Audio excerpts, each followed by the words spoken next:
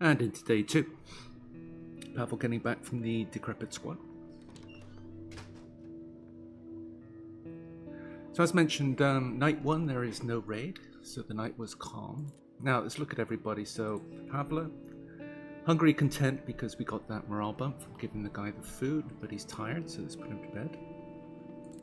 So it looks like I got these guys the wrong way around. I thought, or rather I intended, to put Katya to sleep and let Marin sleep on the floor, but looks like that was the other way around, because you put somebody to sleep on the floor and you get slept poorly. But anyway, as we can see, she was injured, but now she's better. Now it might be scripted that whether you give her a bandage or not, she gets better anyway. Don't know about that, because I always bandage her up. But anyway, she's better now. Alright, so she slept poorly. It means she can't go to sleep during the day, so she doesn't need to do anything. Now, what we can do with her is we can put her on writing this book here. What this does is that you see this completion wheel here. As she gets round and completes that wheel, it will tell us where one of the book fragments is. And so when we end the day and open the map up, we'll get a indication of where one of the books is. So we need to keep her on this. This tells us where a lot of the book fragments are. It doesn't tell us where all of them are, so we still have to run around a bit and find 1 or 2 at the end. But anyway, so Marin. Now we did bring back components and wood with the intention that he could upgrade this. So let's just do that. So he's completed that now. So now we can get the boards in, which was the intention behind bringing home the components and the wood. And as we can see, each one is, as mentioned, 8 wood and 2 components. So we're allowed 3 of these. So let's go make, and before he installs it, let's get the second one in and get the third one in. So as far as security is concerned, I always prioritize it just because the price of not doing it is just so great, because I think I mentioned before that if you don't have adequate house security, you can get things stolen from the house, which and they tend to steal the things you don't want to lose, like medicines and also food. But you can also get injuries, which cost you bandages. But there's also this effect that if you get injuries or things stolen, that it starts to hit morale as well. So you get this compounding effect, which can end runs. So I tend not to want to make that risk. So that's why I prioritize security.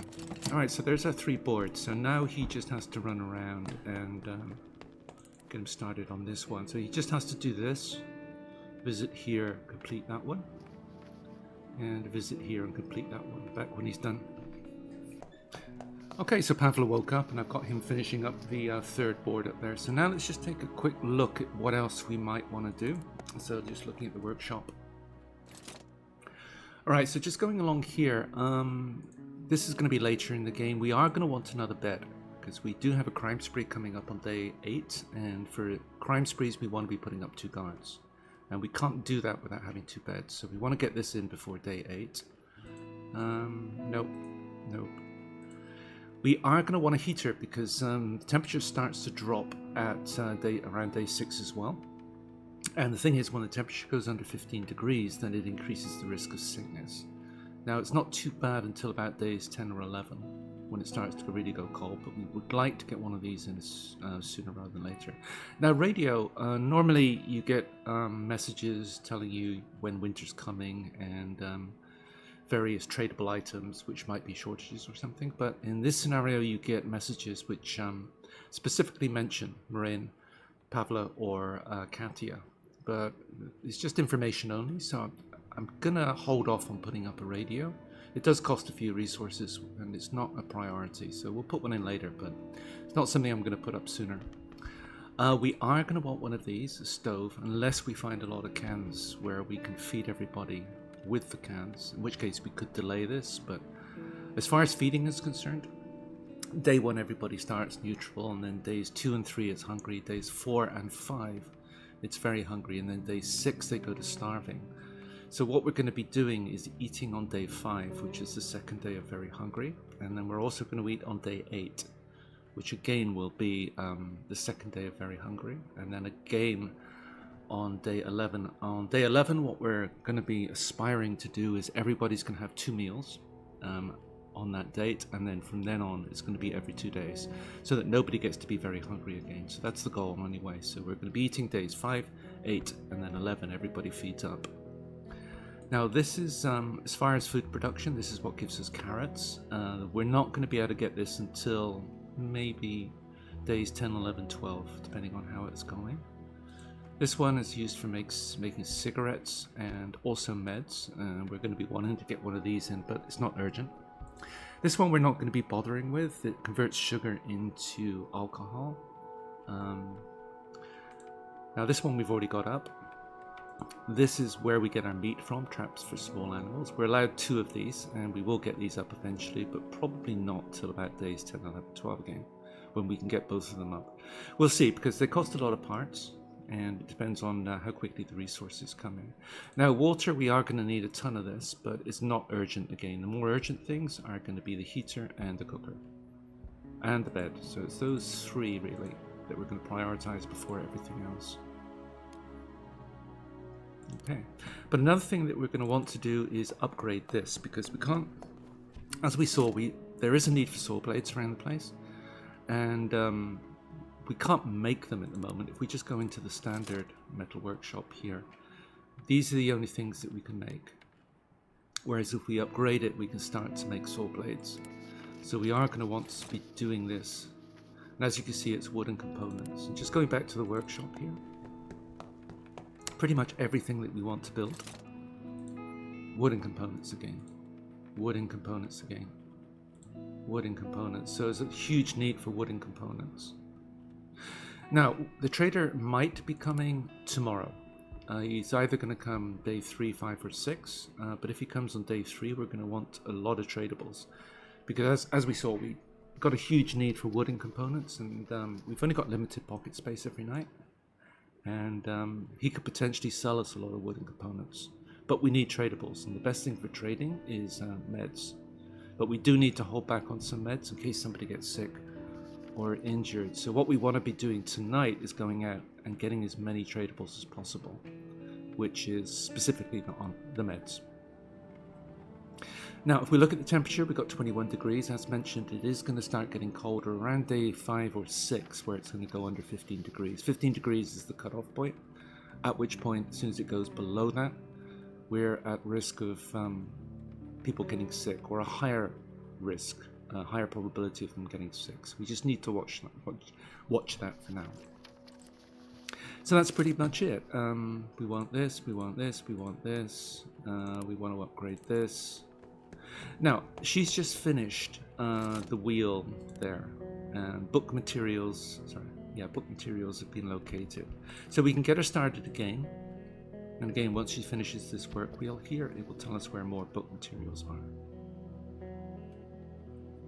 Anyway, that's as much as we can do today. So tonight, it's just a question of tradables in case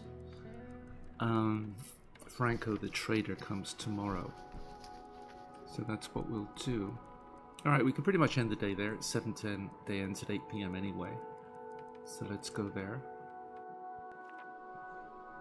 Okay, so we have 2 new locations. Now, St. Mary's Church. There might be book fragments there, so we will be going there. It's one I tend to avoid because it's bugged. It's supposed to be a safe location, and that as long as you don't go into a certain part of it, nobody's going to attack you. But the bug is that you're in the safe part, and then this woman comes out and attacks you for no reason. It doesn't happen very often, but it can happen there. So that's why I never go there. But because we need these book fragments, we're going to have to go there. And in fact, last time I went there, there is a trader there, the priest Oleg. And he actually traded one of the book fragments. So you always need to visit all of the traders because they can have them in their stock. And there's a good chance that he could have it there. So we are told that there is one at the Decrepit Squat. So it means that we're going to have to go back there at some point with the lockpick and also a saw blade. But until we have either of those 2 things, there's no point going back there. And we need tradables. So we'll do that later. The garage, that's a pretty good location in that there's another trader there who also might have a book fragment. And the good thing here is that we could actually go there And we can get, firstly, we can get a morale bump by trading meds to them. But also they might have things like saw blades and also a hatchet. So if we could go there and trade to get those items, we could save the resources needed to upgrade the metal desk. Trouble is, there we need meds again to trade. And problem is, we don't have enough meds to trade with Franco yet if he comes. So we're going to go here, which is a safe location. And there's a need for 2 lockpicks there. So we're going to go prepare. Firstly, we're going to assign everybody. So that's Pavla. He's going to scavenge. So she's going to sleep in bed and he's going to guard. Now, I don't think we get raids on night 2, but we've got a bed. We can afford to do this, so why not? I've only seen the raid start at around night 4. I don't know if that's scripted. Some scenarios you get raids on night 1, not this one. Most scenarios, raids can start on night 2. I haven't seen it in this one, so maybe it's scripted that they come later, I'm not sure, but let's still prepare for the potential of a raid. Now, we've got 3 boards in. The raids tend to start quite weak, and they get stronger later on, but especially strong during crime sprees. Now, 3 boards and a guard, absolutely no way we take any damage from a raid if it happens, so we're good on that front. Alright, so Shelled Cottage, we got everybody assigned. Okay, so there's dough preparation. Now, there are 2 lockpick requirements there, so this is why we didn't take our lockpick to the Decrepit Squat last night. Now, we could take the crowbar and use that, but the thing is, if there were to be a raid tonight, the crowbar counts as a weapon. So that helps with the house defense. But also, if we take the crowbar, we have to bring it back. And bring it back. We've only got 12 pockets. Bringing it back, we use up one of those pockets.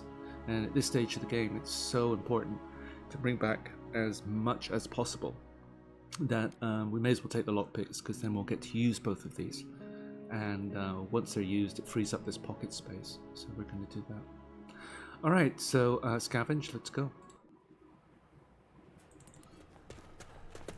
Alright, so we're going to pick everything up and put it in one spot again, so that we can decide at the end of the night what we want to take.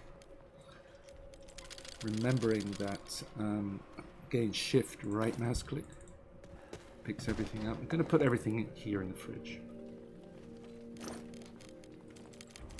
Keep the lockpicks on us for now. You see the need for the lockpicks. One of them is down here, and one of them is upstairs. So let's start upstairs. I could have dropped one of the lockpicks there actually, because that would have freed up a pocket.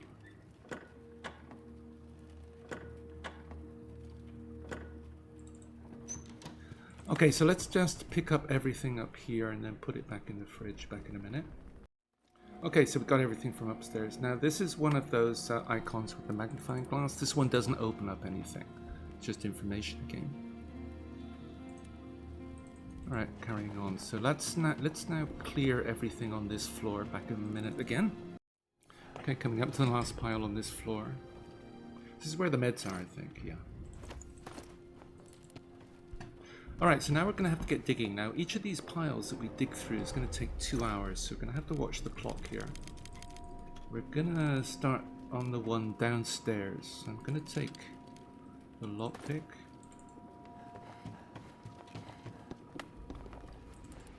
Okay, let's start there. So 11:40, 12:40, 1:40 in the morning, we're going to be done. Okay, coming up to finishing the pile, and we got 120, so a little bit quicker. I wonder if he digs piles faster than everybody else as well. It's just running faster than everybody else. Anyway, that was good timing. Alright, more meds. So that's what we really wanted, because we want to take those back for the trade, as mentioned.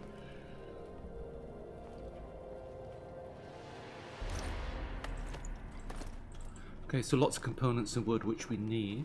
So let's just dump this off, and then we can get going on the second pile. Just watching the clock, 1:50. Because he needs to leave this location, well, he needs to leave every location by 5 AM. So if he starts now, let's see, 2 AM, we'll see when he's finished. So just coming up to the end of the dig, and again, a bit less than 2 hours, well, 1:50. So Not that much faster if it is faster, which I don't think it is. Okay, so another diamond, right. So, no book fragments. As mentioned, it's random, so if you were playing this map, you could have found a book fragment in here somewhere. Alright, so let's decide what we want to take. Now remember, we need to be trading, and meds are the best thing to be trading because they're the most valuable. So unfortunately, no full stack there. Now that's a lot of meat. I'm gonna take it because we don't know when we're going to be coming back to this location, because we're going to be rotating locations quite quickly. So it's just a question of priority for now. We want to eat on day 5, and the carrot here is actually the more valuable thing because we can cook 2 meals with a carrot and also a piece of meat. So I'm tempted to take that, just because I don't know if we're going to be coming back here before day 5. Now, as far as trade is concerned, the sugar is a really good balancing item. We got 30 of that. The gun parts can also be valuable because if we get to making saw blades, we need gun parts for that. And sometimes Franco trades them, sometimes he doesn't have any. And we're left in a situation where we want to make saw blades, but we can't. And we would, in that situation, have to come back here because we would presumably remember that we got so I'm going to take them anyway. 9 water, that's almost a full stack of 10. It's of interest. Now we are going to be needing these at some point. I'm going to take them now, question mark on that, because this one we're going to be needing parts as well, absolutely. But as we can see, it doesn't leave a lot of room for the components, or the components and wood that we need. I'm going to take that because we are going to need food on day 5. Don't need that because we got 4 there. This isn't really worth very much. 1 pocket left over. I think the water maybe, because once we do cook, we're going to need that, and it's almost a full stack. Alright, and we're going to go there and just remember, could take the diamond for trade actually. No, I'll leave it, it's not worth that much. Alright, so when we want components of wood, we know that we want a lot of that. We've now got the decrepit squat with lots of components of wood in, and we've now got this place with lots of components and wood. So we could run here every time we need some, but we're good for trade potentially tomorrow if Franco comes. So let's go there and see you day 3. I'm going to end the episode there because ran a little bit longer than expected again, but hope to back in 2 days in the next episode at least. And thanks for watching. Hope to see you next time. Bye.